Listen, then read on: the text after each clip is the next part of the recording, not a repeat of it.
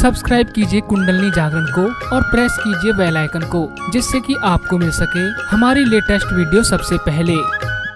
वहाँ मत्था टेकने गए, वहाँ चढ़ा दिए 4 रुपए, मत्था टेक के आए, भगवान ने 4 रुपए की मिठाई दे दी। आप हो सकता है? परमात्मा को हम लोग समझ के क्या रखा है? वो है सत्य स्वरूप, वो है शक्ति स्वरूप और वो है आनंद स्वरूप। और वो आपके हृदय में आत्मा स्वरूप। जब उस आत्मा को आप प्राप्त करते हैं तो फिर आप आनंद स्वरूप हो जाते हैं। लेकिन ये आत्मा की बातें हैं, लोग बातें करते रहे, आज तक कहते रहे, इसमें कोई सत्य नहीं, इसलिए अच्छा है हम लोग ऐसी कोई चीज करें कि जिसके सामने दिखाई दे आंख। तो मैंने कहा अच्छा देख लीजिए, हम एक बात बताते हैं, आप उसका पड़ताला लीजिए। हमने कहा कि गणपति जो है ये कार्बन उसका तत्व है। कार्बन जो हर एक इस पे एक एक एलिमेंट बैठा है, वैसे गणपति जो है वो कार्बन पे बैठा है। तुम कार्बन जो है उसका एक मॉडल बनाओ, उसके एटम का, और उसको देखो।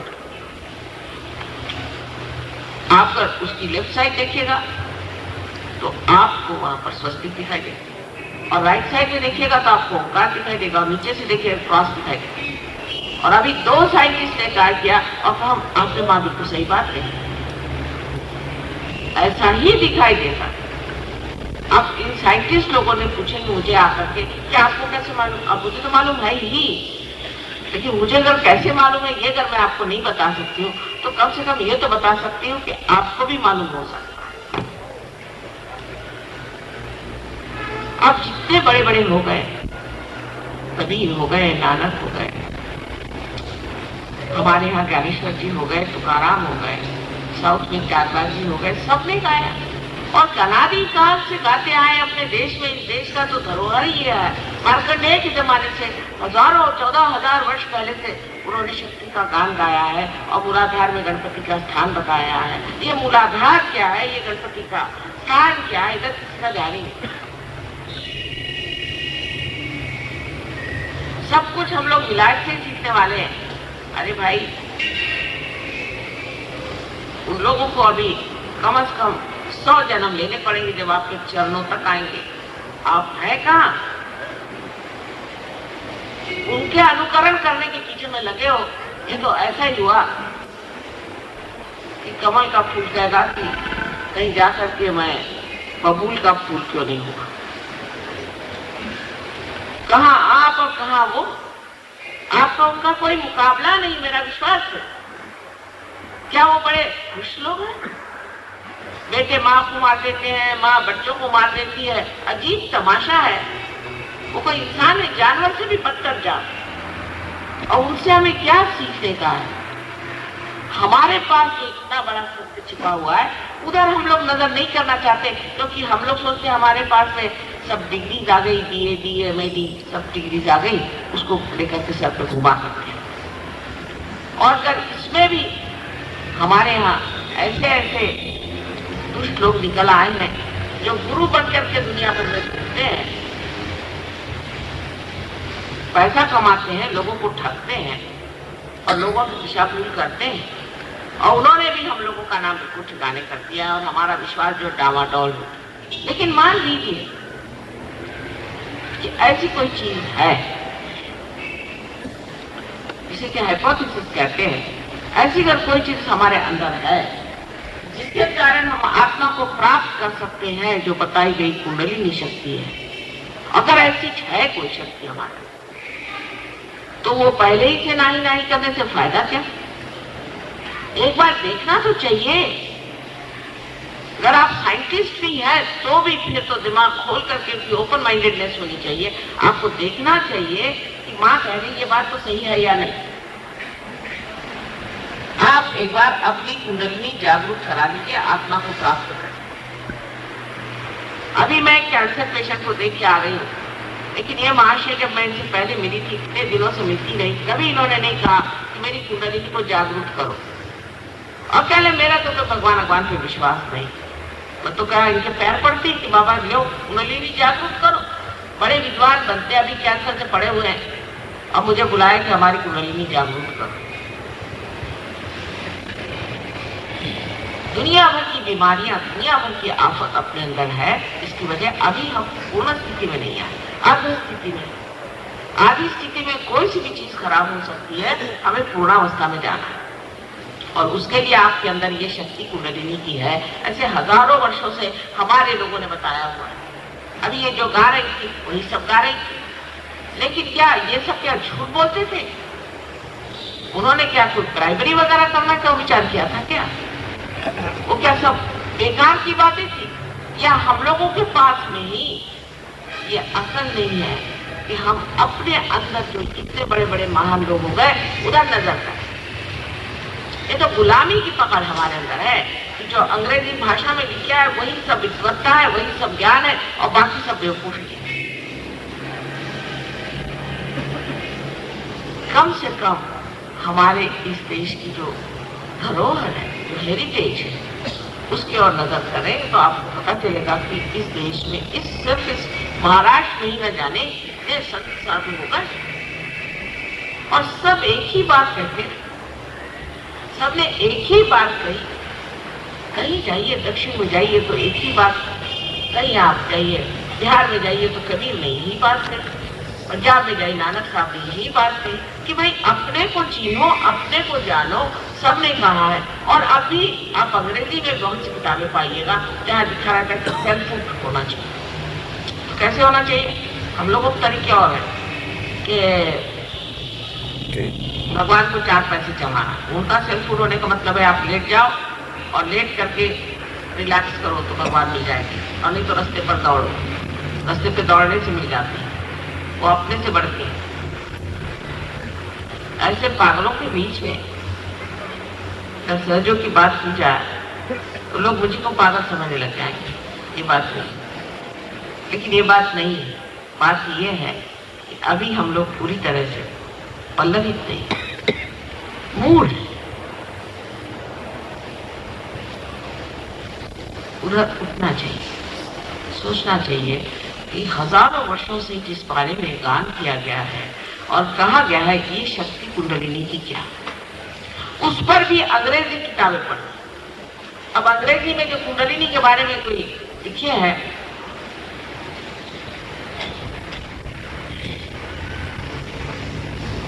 वो इतनी गलत बातें हैं कि वो उसमें सत्य जरा सा भी नहीं।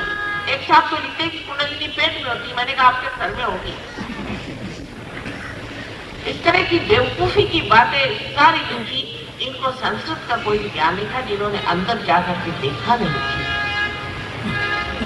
जहां वो कहते कि गणपति मूलाधार पे बैठा हुआ है और यही गणपति जो है ये अपनी अबोधिता के कारण, इनोसेंस के कारण हमारी शुद्धता बना है। ये तो लिखा हुआ है, लेकिन उसका अनर्थ इतना किया गया कि लोग फ्रॉइड के पास पहुंच गए। ये हमारे अकल वाले लोगों का काम है। इसे मैं शुद्ध बुद्धि नहीं कहूँ, ये प्योर इंटेलिजेंस नहीं है, ये नॉनसेंस है। क्योंकि अंग्रेजों ने कुछ लिख दिया, क्योंकि अमेरिकन ने कुछ लिख दिया, क्योंकि फलानी किताब मैंने पढ़ ली, इसलिए ये बात को मैं मानता हूं। आपने उसका अनुभव लिया है? आपने क्या अपने आत्मा का अनुभव लिया है? अंग्रेजी भाषा तो ऐसे ही चौपट है, आप जानते हैं कि आत्मा को भी स्पिरिट कहते हैं और शराब को भी स्पिरिट कहते हैं, और कोई मरा हुआ भूत हो उसको भी स्पिरिट कहते हैं। तो इनसे कौन झूठे? इनको कोई पवित्रता का मतलब मालूम है? इनको कोई ऑस्पिशियसनेस का मतलब मालूम है? ये क्या कोई भगवान की बात जानते हैं? इनसे कौन झूठे और कौन बताए? और आप लोग उन्हीं को जाकर बुलाइए, अपने बुद्धि को मानेंगे। आपके बुद्धि से आप जिस खाई में ये पड़े उसी खाई में जाके गिरे। इत्तेफाक है कि मैं इतने देश परदेश में रही, इत्तेफाक की बात। मैं कभी नहीं समझ सकती थी कि इंसान इतना गिर सकता है, इतना गया बीता हो सकता है, और बुद्धि का भ्रम इतना उसके अंदर है, और इतना जबरदस्त अहंकार ये जिसे कहते हैं जो चीज गलत है, जो बिल्कुल ही अपवित्र है, जो अधार्मिक है, उसी को धर्म समझ लेना, उसी में रत रहना, उसी में समय बर्बाद। आत्मा का तत्व हमारे अंदर निश्चल रहता है, हिलता नहीं, और वो क्षेत्र को जानता है, वो सब जानता है। जब तक हमारा चित्त आत्मा से आलोकित नहीं होता है, तब तक उसमें चल भी चलता है। पर जैसे ही आत्मा से आलोकित हो जाता है, वैसे ही आनंद की लहरियां, सौंदर्य लहरियां जिसका वर्णन किया गया, बहना शुरू, हाथ से बहना शुरू। वहां शब्द इस्तेमाल करते हैं वाइब्रेशन, वो करते हैं, लेकिन वाइब्रेशन का मतलब क्या? वाइब्रेशन मैंने कोई भी चीज हिली उसका नाम वाइब्रेशन थोड़ी है।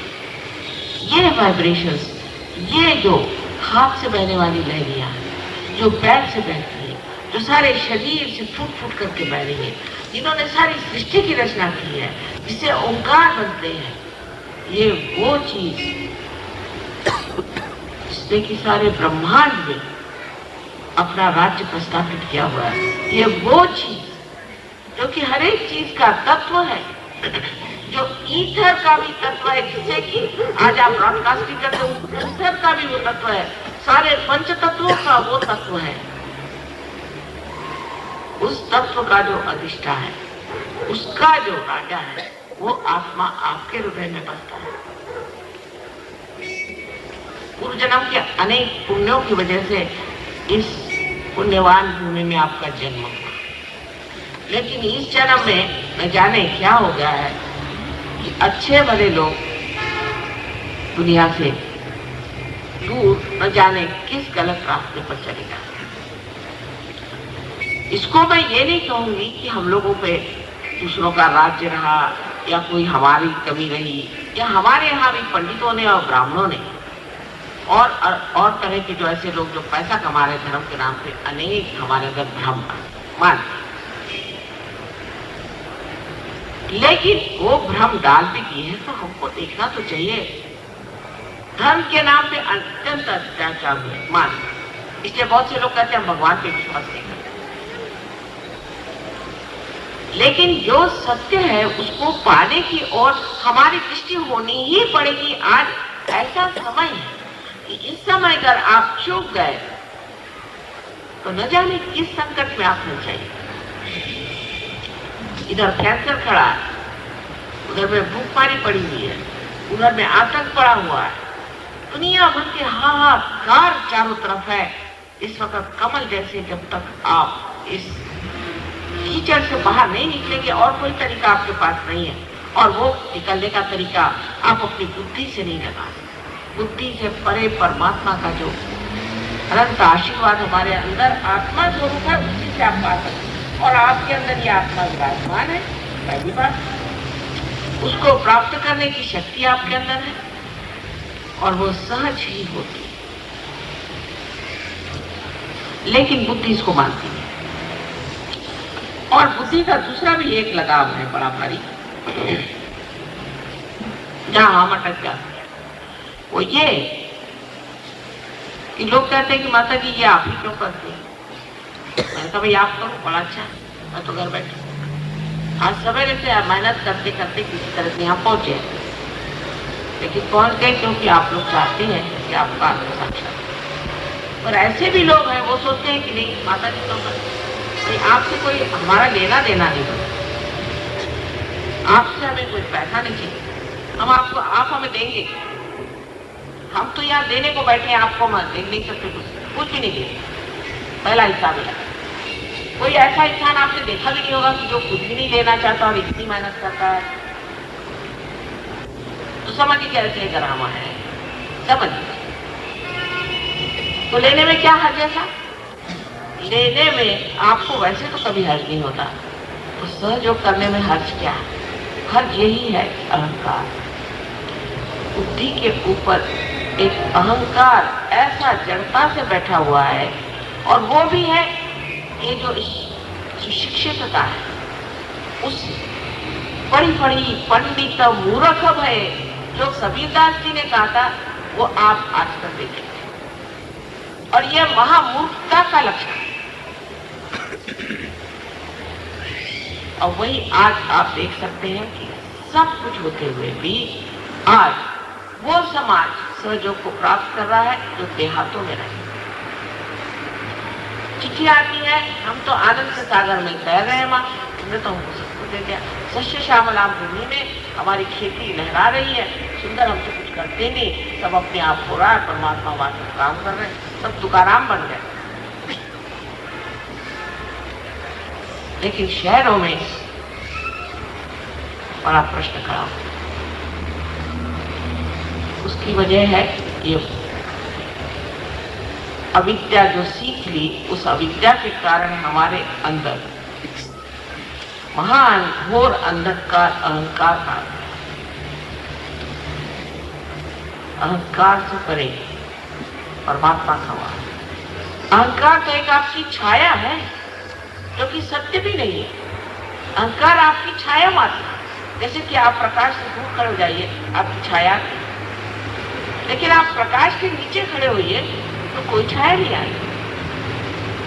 इस अहंकार से जूझने से नहीं होता है। अभी यहाँ पर एक बता रहे थे कि कुछ एक नई चीज निकाले, नई EST करके दिखा दिया, उसमें क्या लगे कि आप अहंकार आपके अंदर हो गए, यानी प्रदेश में ये विचार है कि हमारे अंदर अगर अहंकार आ जाए तो हम बड़े यशस्वी हो जाते, और फिर नाक के बल गिर भी जाते। लेकिन जब आप आत्मा को प्राप्त करते हैं तो यश आपके पैरों में, सिद्धियां आपके पैरों में, आप योगी जन हो जाते। योगी की व्याख्या नहीं की जाती, अमर्याद है वो, उसकी कोई मर्यादाएं नहीं बात है।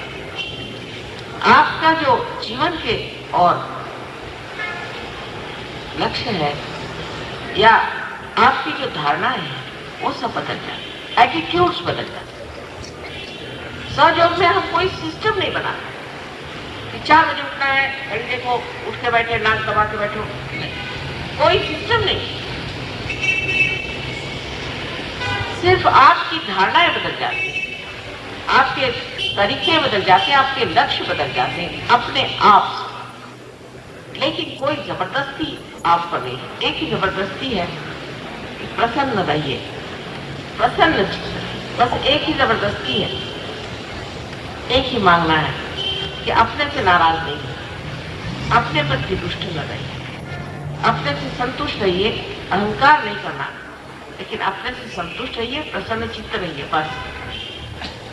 बाकी कोई भी आपके ऊपर में कोई चीज लादी ना, तो ऐसा ही हुआ कि कोई अगर वृक्ष बढ़ रहा है जीवंतता से, उस पर कोई चीज आप ला दीजिए, लेकिन ये अंदर से होने वाली चीज है, घटित होने वाली चीज है। समझ लीजिए कि हम इस फूल को खींचे या तोड़े या इसको कुछ भी करें, मशीन में डालें, इसका फल नहीं हो जाए। फल इसका तभी होगा जब ये वृक्ष पे लगा रहेगा, उससे संबंध होगा, और इसके अंदर जब वो क्रांति होगी, इसके अंदर अपने आप फल हो जाएगी। इसी प्रकार आप में भी फलश्रुति तभी होगी जब आपका संबंध उससे लग जाए जो अनेक नामों से जाना जाता है, निराकार, निरंजन। उससे जब आपका संबंध हो जाए, इसे अंग्रेजी में डिवाइन कहते हैं, उस परमात्मा के उस प्रकाश से, उसके उस प्रेम से जब आपका संबंध हो जाता है, उसी की धारा पर आप स्वयं एक फलस्वरूप